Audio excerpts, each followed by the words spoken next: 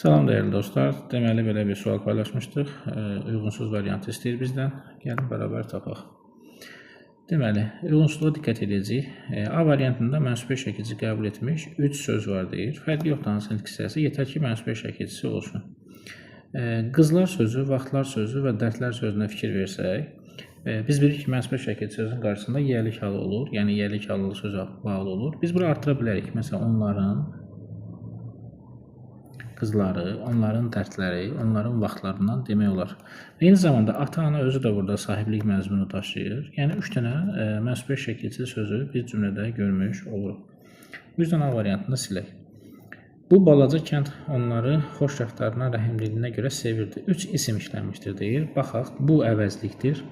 Balaca sifətdir. Kənd nə sualına cavab verir? İsimdir. Onlar əvəzlikdir. Xoş necə sifətdir? Rəftar nə? İsim sualına cavab verir təbii ki gördüyümüz kimi. Rəhimdillik də isimdir. Rəhimdil sifətdir, amma rəhimdillik isimdir. O yüzden bunda seçirik. Görə sevirdi qoşmadı və feildir. 3 dənə ismi görmüş olduq. Kənd, rəftar, bir də rəhimdillik. B variantında silirik. C variantında yağışı, buludu vəsf edən nəğmələr oxudular. Bulud üçün rəqs etdilər. Təsirlik halda olan 3 isim vardır. Yağışı sözünə sual versək, nəyi? Baxın, tamamlıqdır. Buludu nəyi? Tamamlıqdır. Yəni, nəyi sonra cavab verirsə, biz bilirik ki, bu təsir yanlış sualdır. Bir də feili izah edir. Təsir adətən feilləri izah edir, təsirlənən feilləri. Vəsf edən nəğmələri oxudular.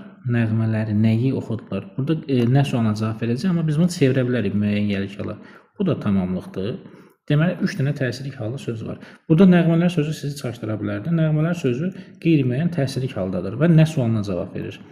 Amma biz bunu müəyyənə çevirib nəyi sonra cavab verə bilərik. Nəğmələri oxudular demək olar. 3 dənə ismi görmüş olduq. O yüzden bu da getdi. Başqalarının səhvləri bizim üçün ən yaxşı müəllimdir. Başqalarının səhvləri. Deməli, buradakı isimlər səhvləri ismidir. Bir də müəllimdir. Çünki başqa əvəzlikdir. Biz əvəzlikdir. Üçün qoşmadır. Ən ədatdır. Yaxşı sifətdir. Yəni bizə burada 2 dənə isim qalır. Səhvlər və müəllim. İkisi də quruluşca sadədir və adlı qaldadır. Müəllimdir. Sözün kökü müəllimdir. Qrammatik şəkilçi. Başqalarının səhvləri adlı qaldadır. Çünki səhvlər başqalarına məxsus olduğuna görə səhv sözün köküdür. Lər qrammatik şəkilçidir. Cəm şəkilçisi. İ də mənsubiyyət şəkilçisidir. Mənsubiyyət şəkilçisi qəbul etmiş söz başqa hal şəkilçisi yoxdursa, həmin söz adlı qalda olur. Yəni doğru cavab deyil. Bu da getdi. Yalnız dostun əli ürəkdən neştəri çıxara bilər.